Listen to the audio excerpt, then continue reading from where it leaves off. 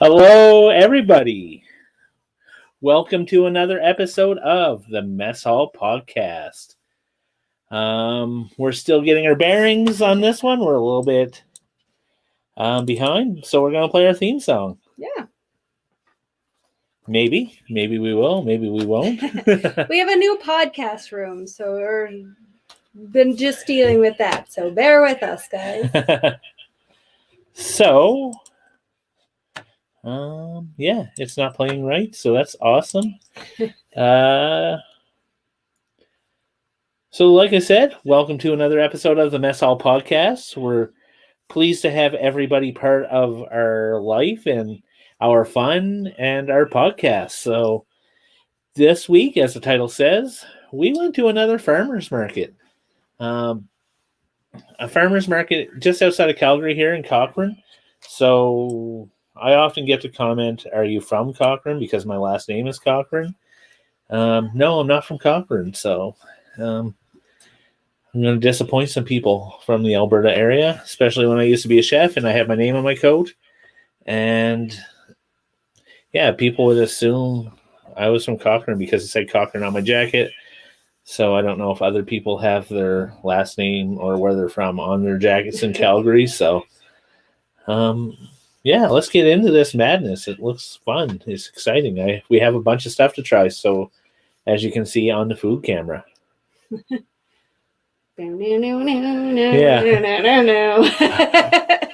Well, hopefully we're picking up better because we got a microphone plugged in, so it's not some technical issues. So we're not going to play the theme song today. So yeah, and hopefully I'm going to say this first word right, and I don't feel I am. So we have alfajores, which I feel I'm 60% right in saying that. I'm confident. So they're a Latin American / Spanish confection or cookie, usually made with almonds, flowers, and sugar. Yeah. So there's different variations. In Spain, there's a cylinder shape, and the word may come from the Castilian word and an Arabic word that combined together, meaning luxury. But we have Argentinian alfajores, which are in South America. It means two cookies and filling with them, like in between them. So almost looks like a macaroon, kind of. When I'm looking at them right now, they sort of look like a sugar cookie. Yeah. With some fun stuff in between. Yeah, and like different things in the Caribbean, they have cassava flour instead of almond flour. Argentina, they use flour or cornstarch, and at 360 empanadas, they had both the flour and cornstarch. We bought the flour ones. And this company is Argentinian flavors prepared in Calgary, Alberta with local ingredients, just to straight up quote their website. So I'm pretty excited. I have a friend who's always talking about alfajores. She usually actually talks about them on Facebook, not face to face. So that's how I don't know how to say it right. So we have walnut ones.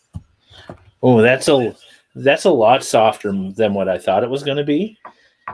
Yeah. Just because it looks like a sugar cookie, and sugar cookies are usually hard. And some shortbread cookies are made with cornstarch too. Oh, and dulce de leche in between it. I think that's what the package said. And that is right. So sweet, so melt in your mouth. Tender with that crunch of the walnut. Really good. That's nice. I like that. And yeah, almost like a shortbread.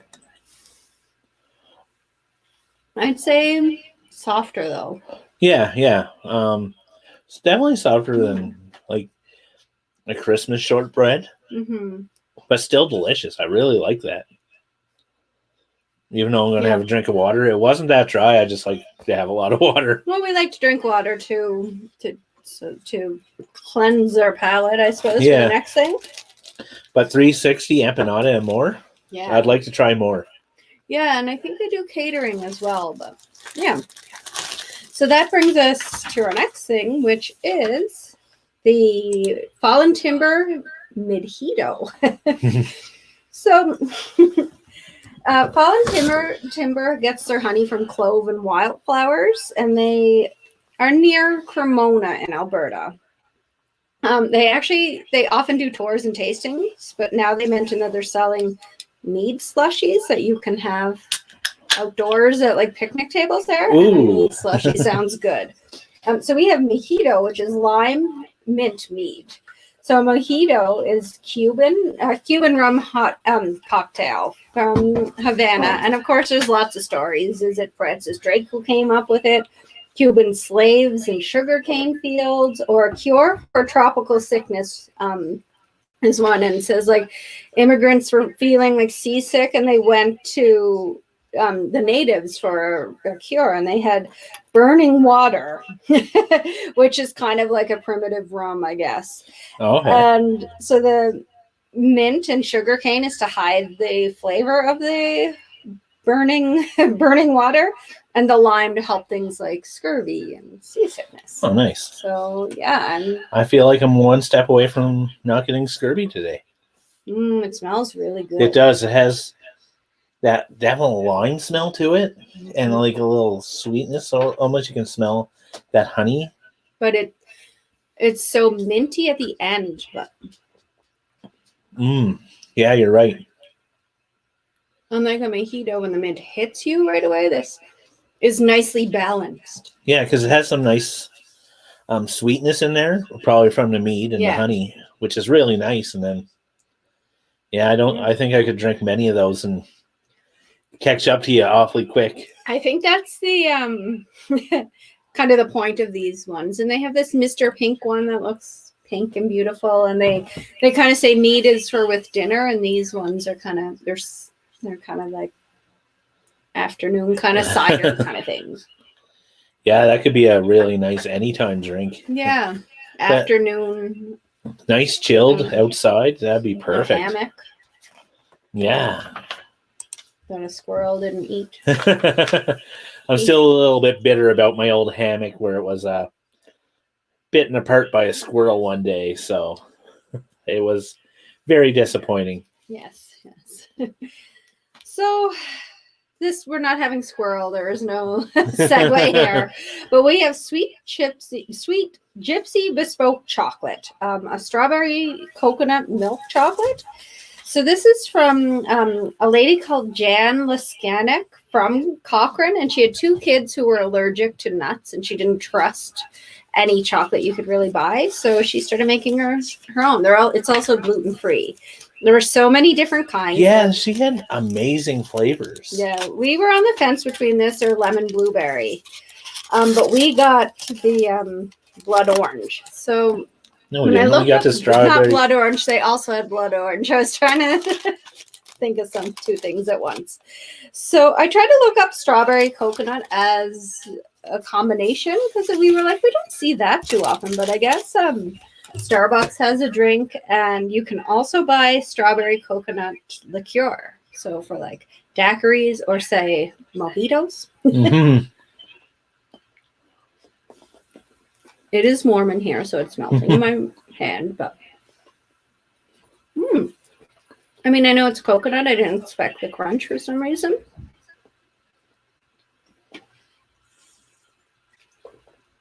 It almost seems like there's some like dried strawberries. And then I kind of pictured it would be like what's that Christmas chocolate? Why can't I think of that? Like Terry's chocolate orange? No, we did them. Not Black Magic, the other one. Pot of gold. I pictured they'd be like the strawberry pot of gold and filled. Like creamy almost? Like a filling inside, but it's not. It's it's really good. I really like the coconut inside. I like that texture. Because it's not always the texture you get in a chocolate bar. Like your regular almond bar or what's that coconut bar that you get? Bounty. This isn't just like soft coconut that's just so much in there. This one is like has a little bit of a crunch to it, and it's not that it's subtle, but it's just like really nice in there, not overpowering. So it lets the chocolate come through, it lets the coconut come through, and it lets that strawberry flavor come through as well. So you're not just getting like all coconut. Yeah, the chocolate itself is so nice, so Yeah, smooth and, it was. and melty. Yeah, I'm impressed. Yeah, I know I shouldn't have said but the next one I'm pretty excited for, which is Jolly Rancher Fudge from Sugar Rush Specialty Fudges and Sweets. So we're just going to talk about Jolly Ranchers Company, which was around since 1949. And Bill and Dorothy Harmson of Golden, Colorado used to sell candy, chocolate, and ice cream. And they found it hard to sell ice cream in Colorado in the winter. So they started focusing on candy. And the one fact really that stuck out to me was when processing, the sugar syrup is cooled so fast while making Jolly Ranchers that crystals can't form. Oh, that smells really good once you open the package. Oh yeah, and it's just so happy. It almost look like birthday cake stuff, just like sprinkles, but it's Jolly Ranchers. Thank you. So fruity. Mm. And a little bit of sourness from that too. Mm. But then the sweetness of the fudge is really nice in there. It kind of balances it out a little bit. I like the smoothness. Yeah.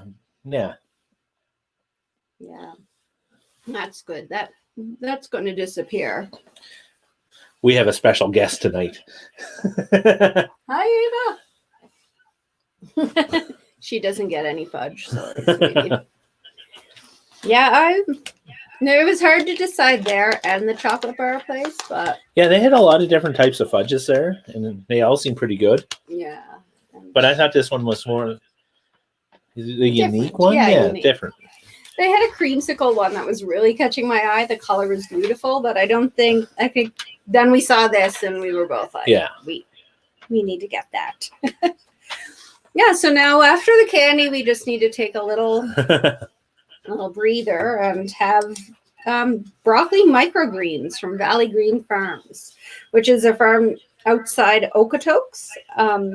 They make like beet microgreens, radish microgreens, sometimes arugula ones. So microgreens first started showing up in restaurants in San Francisco in the 80s, and then the term was first, and then it really grew in the 90s, and the term was first used in 1998. So it's a microgreen when it's 1 to 1.5 inches of length, and then it's a petite green. And there's said to be higher levels of nutrients than the mature vegetable. Now, Valley Greens say 4 to 40%, which is quite the span, and it's mostly more studies have to be done to say how much. And the difference between that and sprouts is that sprouts are germinated and include the root, stem, and seed, and microgreens are harvested without the root. Now, Avery actually grew these, so I'm going to leave the growing process and description to you. It was pretty good. It came in this kit, and it was pretty cool. Like, I don't always have the best luck trying to grow stuff, and he asked how green my thumb was, and I told him not so green. So he gave me this one. I think it's the easier one to grow. And yeah, it was just put soil in, put the seeds in, get it wet, put some soil over it, and then I put them in a half hotel insert, like they use at a restaurant, and I just put water in the bottom every day, and they sprouted up pretty cool. This is just about a week and a half of growing, so it might actually be baby greens at this point. Yeah. But they say it'll take about 2 weeks. Does that broccoli ever show through, that flavor? You expect all greens to kind of taste the same, but it tastes like broccoli. Yeah, I was not expecting that broccoli flavor like that, and it just tastes like really fresh broccoli. I know this sounds ridiculous, but I like to put broccoli in my mac and cheese, and to put a little bit of that on top would look gorgeous and add to the flavor as opposed to just looking nice. Yeah, I think so too. I think that'd be perfect. Yeah. Put some of that on craft dinner and pretend it's healthy. Yeah, so apparently we're getting a crazy echo. Oh, echo. We'll give that a second before we go on. Sorry, guys.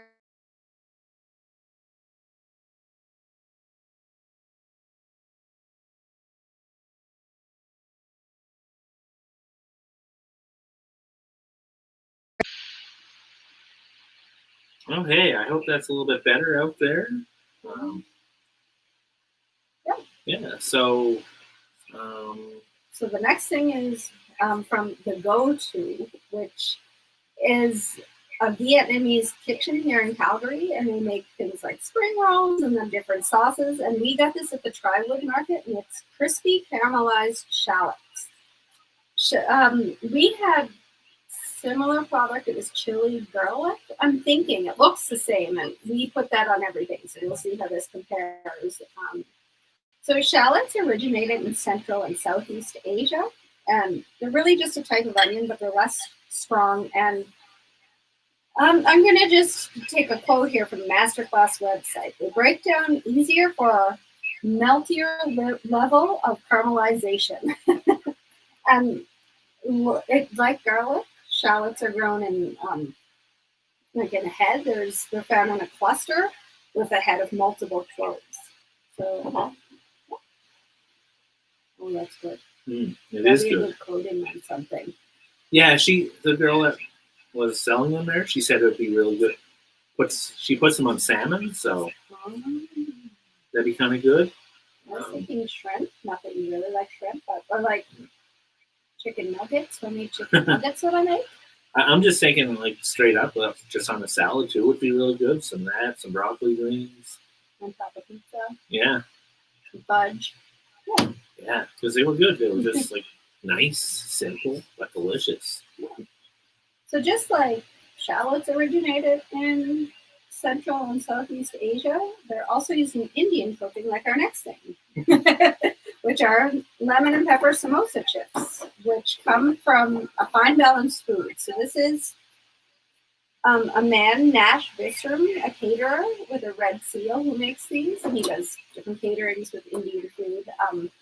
Yeah, so I'm pretty excited. And samosa, for anyone who doesn't know, are fried or baked savory filled pastries. And the shape depends on the region it's in, but usually it's a triangle. But it originated in the Middle East and Central Asia and spread to India when India was invaded by the Turks in the 13th or 14th century.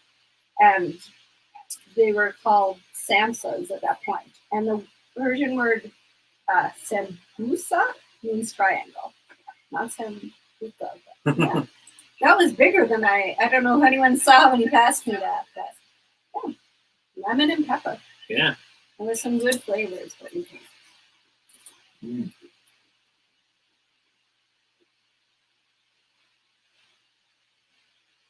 They'd be really good to dip because they're so sturdy. Yeah, but the first thing that I got was like that samosa flavor right away, that fried samosa. Mm-hmm. Yeah, but yeah, it was really good. I think what you said, having a dip with that, like even like a spicy garlic dip would be really good. Not necessarily for flavor. It's nice and flavorful, just so that it just feels like it should be dipped. Yeah. I feel like I want to make a samosa dip of potatoes and peas, or maybe a chutney. Mint chutney. Yeah. That's what I was thinking, like a spicy type of chutney. And nice, fried but not greasy. Yeah, I'm not getting like greasy chip hands. So it might have been baked actually, but it tastes delicious. That's what it tastes. Not in your face, the flavors, just nice balance. It was nice. It was really good. I think everything was good. We've been impressed with farmers market vendors. Yeah. This year. Most years. Yeah, they've been really good. Like most of these farmers markets that we get, like there's a lot of vendors, but like we always try to find those fun, unique things, and I think we've hit the jackpot several times on a lot of good stuff so far this summer. And I'm hoping enough time to go back and buy some more stuff before they're they're gone. Yeah, but I've seen samosa chips before. We never bought any. I'm really glad we did. And now that'll become a staple, I think. Yeah. I don't know. Everything is so good. You know what? Those chips will be good with that green. The Southwest. Yeah, I like them. I was thinking the lemon chia seed jam. I think that would be good. I was thinking that green pepper sauce. I'm just thinking that sweetness and the savory would balance out nice. Yeah. I don't know. What would you say your favorite is? I don't know. There's a lot of good things. Like, I was very surprised by the broccoli because it tasted so much like broccoli. I was very happy with that. And then the shallots were really good. They were like really simple but nice. Yeah. They didn't need a lot more than what they already had, so it was like really good. Just boom, good. And then what else? The cookies were good. The mojito was really good too. I feel like sitting out in the sun with a mojito and some samosa chips would be perfect. Yeah. The perfect snack for tomorrow while you're at work. And then maybe have a nice little piece of chocolate to end it off with. Or a cookie. Or Jolly Rancher fudge. Or Jolly, yeah. Yeah, everything was really good. I was really happy with a lot of this stuff. Yeah, nothing was disappointing. Yeah. Nothing we had all summer was disappointing. Yeah, and hopefully next week, I hope we're going to get up to Edmonton, see if they can produce some good foods like Calgary does. I can't expect them to have as good food as Calgary. But maybe some Calgarian vendors actually travel up to Edmonton to show them what good food is. Yeah, that's what I'm hoping. But we'll see how this Calgary Edmonton rivalry will go, and it'll be fun. I think it's. I always like going to different places because, like the old Stratacona Market there. Stratacona Market, yeah, that is a really nice market. Yeah, we've been there before, and they have some pretty cool stuff. And reasonably priced. I'm always impressed with their prices. And I think there's just the vibe there. I think there's a couple other markets in and around there that we are going to try to get to, and we'll see how it goes. Good luck to you, Edmonton. Hopefully you make us happy. Yeah, and I don't know if anyone sees it. It's so warm. It's so warm in here. It's sweating. So if I don't melt before Saturday, we might make it there. Yeah. So again, thanks everybody for listening. Thanks for joining in. And if you're in Edmonton and you want to go shopping at a farmer's market with us, let us know. Just send us an email at themesshallpodcast@gmail.com or hit us up on Facebook. The best thing is to get at a farmer's market in Edmonton. Yeah. Yeah, there. Yeah, that'd be exciting if you were a part of our episode. Yeah. So, thanks everybody for listening. Have a great night.